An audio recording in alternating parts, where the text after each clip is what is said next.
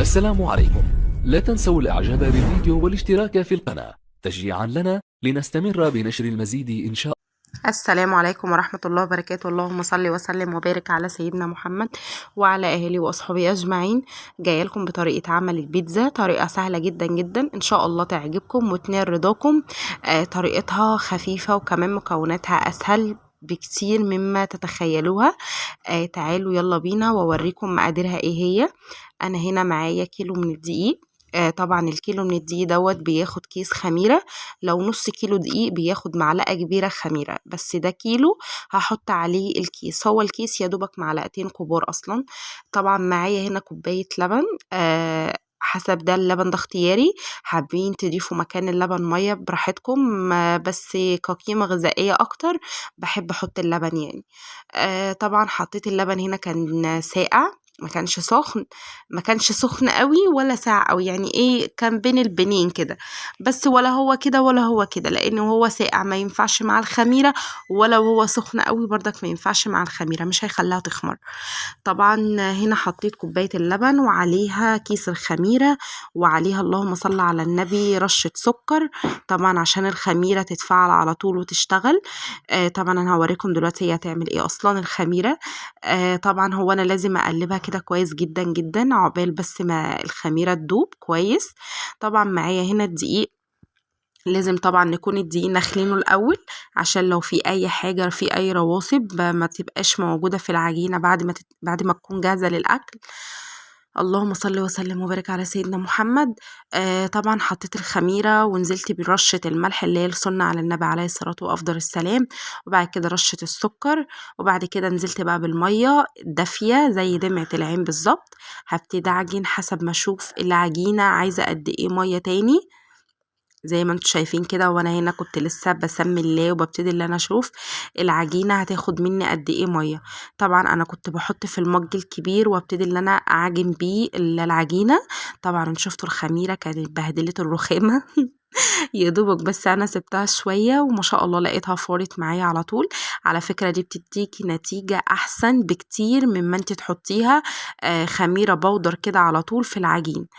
طبعا هنا بعد ما انا ما قعدت اعجنها كويس في قلب الطبق، بعد كده قلت لا انا لازم بقى اخد حريتي كده واعرف اعجن فيكي كويس لانها غلبتني شويه. طبعا رشيت شويه دقيق كده على الرخام عشان بس العجينه ما تلزقش مني. وطبعا شويه دقيق على ايدي وشويه دقيق على جنب. الاقي ايدي خلصت من الدقيق بروح واخده شويه دقيق في ايديا وابتدي ان انا اعجن بيه العجينه كويس جدا عشان بس العجينه ما تقعدش تلزق في ايديا كل شويه. طبعا هفضل اعجن، كل ما انتي ما هتعجني في العجينه هتديكي نتيجه احسن بكتير جدا. انا قعدت ادعك فيها كتير قوي قوي قوي. بس طبعا نخلي بالنا واحنا بندعك في العجينه ما نفضلش نجيبها يمين وشمال زي ما انا ما كنت بعمل كده. يعني انا كانت العجينه هنا رايحه جايه معايا يمين وشمال لاني كنت بصور بايد وبالايد التانية كنت شغاله بيها. فالاحسن اللي احنا نخليها على اتجاه واحد علشان ما تاخدش بس مننا هوا وتنشف مننا. في تريكات كده صغيره بس لازم ناخد بالنا منها علشان الحاجه تطلع معانا ناجحه وتكون معانا احسن من بتاعه بره كمان. طبعا هنا بعد ما عجنتها بصوا كانت ما شاء الله اللهم بارك كانت عامله ازاي. طبعا رشيت رشه دقيق صغيره في قلب الطبق برضو علشان ما تلزقش مننا. طبعا انتوا عارفين في الشتاء يعني التخمير فيه بيكون صعب شوية، ما بيكونش زي الصيف بياخد وقت. طبعا انا هنا سبتها لحد ما اتعجنت. طبعا هنا بعد ما طلعتها هي كانت ما شاء الله حاجة منفوخة كده، بس انا نسيت اللي انا هصور رحت مهبطاها. بس هي كانت ما شاء الله، بص هي ما كانتش لازقه ولا سايبه اي حاجه في الطبق ده كله من رشه الدقيق اللي هي كانت محطوطه في قلب الطبق. طبعا في ناس بتحط زيت في قلب العجينه، انا ما بحبش كده لانها بحس انها بتطرد الحاجه اللي محطوطه، بحب بتطرد يعني اللهم صل على النبي المكونات اللي انا حطاها زي الملح او السكر او الخميره. ما بحبش احط زيت. عندك لبن رايب تعجني بيه يبقى تمام وزي الفل، ما عندكيش اعجني بالميه وشويه اللبن بتوع الخميره وشكرا على كده. طبعا هنا هبتدي بقى اللي نفرد.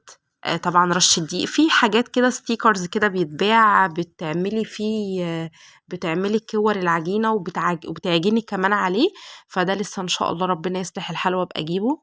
احسن طبعا ما نبهدل الرخامة البهدلة اللي انا بهدلتها لها ديت. طبعا بالنشابة بقى وهنشتغل، عشان عايزة العجينة تكون رقيقة قوي قوي قوي معايا. معلش الهدوم اتبهدلت مش مشكلة، هغيرها بس مش موضوع يعني. لان الدقيق كان كتير فالدنيا باظت معايا خالص، بس مش كتير اللي هو باظت وبقى وحش، لا الحمد لله ادتني نتيجة حلوة. بس للأسف معرفتش اصورها لكم لما طلعت من الفرن، لاني كنت انا نزلت اجيب حاجات وعقبال ما طلعت كانوا طلعوها وكلوها والحمد لله. بس الحمد لله لحقت اصورها لكم وانا محطاها في الفرن. عايزه اقول لكم انا صوتت سويت لما تلاقيتها متاكله، وما لحقتش والله العظيم اللي انا اصورها لكم اول ما طلعت. طبعا انا هحشيها سجق، وهحشيها معايا اللهم صل على النبي لحمه مفرومه. طبعا انا كنت معصجه اللحمه، انا لما بعصج اللحمه بحب اشيل منها كده شويه لو اتبقت، بحتاجها في البيتزا، بحتاجها في اي حاجه، بحتاجها في مكرونه، بحتاجها في صلصه مكرونه سباكيتي بتكون حلوه برضو. بصوا ما شاء الله اللهم بارك، كانت العجينه معايا عامله ازاي، كانت بجد حاجه تحفه. عايزه اقول لكم والله والله كمان مره مش عشان انا اللي عاملاها، ادتني نتيجه احسن من بتاعه بره. وفي كمان بره كده بتتباع العجينه جاهزه، ما بحس اللي هي غاليه يعني. انا سالت عليها قبل ما اعمل البيتزا بيوم، كانت ب25 جنيه الاربعه على بعض، الاربعه الحجم الكبير يعني. بس لا في البيت احسن، وضامنين اللي هي حاجه نظيفه بمكونات نظيفه، وايدينا كمان بنعجن بيها وهي نظيفه. انا ما اضمنش بره ايه اللي بيعملها ايدين نظيفه مش نظيفه، فبالاحسن اللي انا اعمل في البيت الحاجه اللي الاولاد بيحبوها. طبعا هي كده هنا كانت خلاص ادتني السمك اللي انا عاوزاه.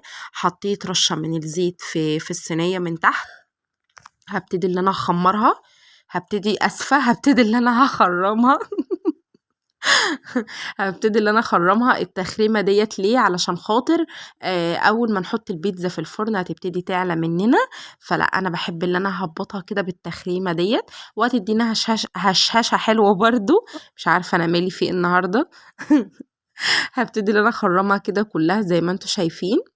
على فكرة برضك العجينة الجاهزة اللي انتوا بتشوفوها بره عند بتاع الفطاطري او في اي ماركت لازم تكون متخرمة كده، لازم نديها التهوية ديت، ما ينفعش اللي احنا نكتمها وعلى طول اول ما نفرد نعجن ونحط البيتزا ونحط الصوص ونحط اي حاجة، لا ما ينفعش.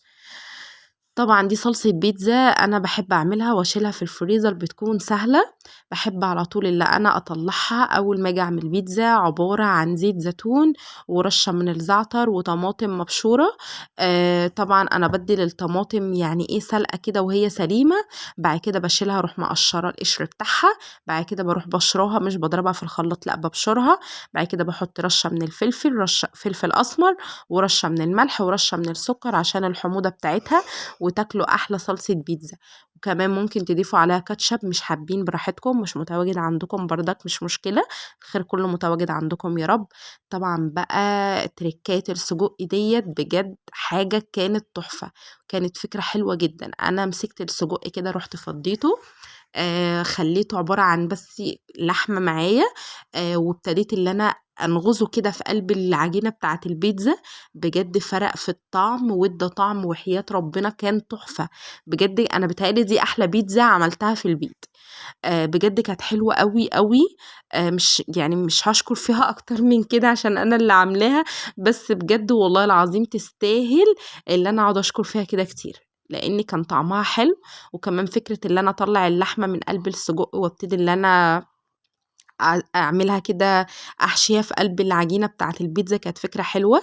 طبعا معايا فلفل الوان ومعايا جبنه موتزاريلا وجبنه رومي، مش حابين تضيفوا رومي براحتكم، انا ضفت جبنه موتزاريلا بس، وعليها اللهم صل على النبي زيتون اسمر. حابين تضيفوا بقى اي نوع من انواع الجبن براحتكم، دي حريه الاختيار، انا بس بديكم المعلومة بتاعة العجينة بتاعتي. حابين بقى الحشوات زي ما انتوا تحبوا، مش شرط الحشوة اللي انا اقولها تعملوها لأ، او اي حد يقولها تعملوها لأ، طبعا الحشوة دي بتاعتكم انتوا. طريقة الرص بتاع الخضار بتاعكم، حابين تضيفوا اي نوع من انواع الخضار بردك براحتكم. طبعا انا هنا ضفت فلفل الالوان، ما عندكمش خلاص بردك مش هيقول البيتزا مش هتقول لأ. ضفت الزيتون، كل حاجة يعني بظبطها كده على قد ما انا ما بقدر. وطبعا في الاخر الجبنة على الوش، حابين تخلوها تخش الاول تاخد وش في الفرن البيتزا، وبعد كده تطلعوها تحطوا الجبنه الموتزاريلا، ده براحتكم، بس انا حبيت ان انا اضيف كل حاجه قدامكم. الحمد لله اصلا اللي انا لحقت اصور لكم وانا مجهزاها، لاني والله كنت نفسي اوريها لكم كانت طالعه عامله ازاي، والمطه بتاعت الجبنه كانت طالعه عامله ازاي، بس بجد ما لحقتش ما عرفتش. بس مش مشكله، تتعوض ان شاء الله في مره تانية. طبعا نوع الجبنه ده تحفه، هو والحمد بجد عايزه اقول لكم احسن انواع الجبن. والحمد اقوى من ده كمان، بس انا ما كنتش لقيت الحمد فجبت ده مكانها بديل للحمد. بيتزا الحمد يا جماعه بجد بيتزا تحفه، جبنه تحفه انواعها كلها، شيدر رومي سوري، بجد بتكون تحفه. ده كده هنا كان الشكل بتاعها.